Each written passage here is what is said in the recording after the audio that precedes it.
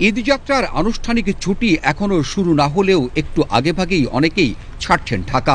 ৩ April থেকে শুরু হওয়া ট্রেনে ঈদযাত্রার আজ পঞ্চম দিনে কমলাপুর রেল স্টেশনে ঘরমুখো যাত্রীদের ভিড় ছিল গত কদিনের তুলনায় অনেক বেশি।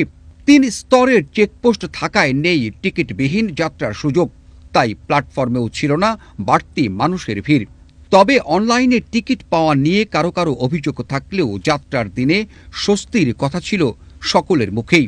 আগে অনেক ঝামেলা হয়তো, এখন তো এত কিছু ঝামেলা নাই, ভালোই এখন স্বস্তিতেই বাড়ি যেতে পারতেছি। এখানে 2বার চেকিং করতেছে, বিষয়টা ভালো, যাতে বাইরের লোক ঢুকতে না পারে। আমরা সবাই মিলে একসাথে ঈদ করি প্রত্যেকবারই, ভীষণ ভালো লাগে সবাই মিলে যখন একসাথে। দাদু বাড়ি যাচ্ছি, ঈদ করতে খুব মজা লাগছে। শ্বশুর বাড়ি যাবো, বাপের বাড়ি যাবো, সবার সাথে ঈদ করবে।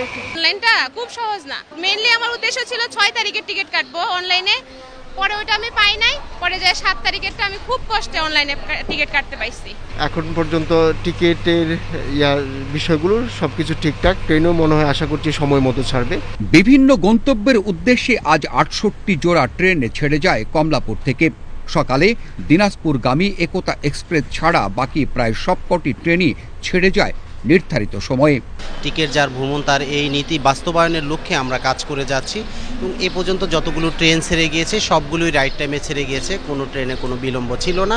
এবং আজকের যে ট্রেন সংখ্যা 68 জোড়া যে ট্রেন যাচ্ছে ইন্টারসিটি, 2 জোড়া ক্যান্টনমেন্ট স্টেশন থেকে এবং বাকি 66 জোড়া ঢাকা স্টেশন থেকে ছেড়ে যাচ্ছে।